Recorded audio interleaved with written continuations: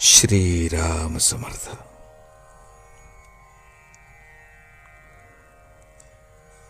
अनुसंधानी चित्त सर्वांभूती भगवंत, हाच माझा परमार्थ.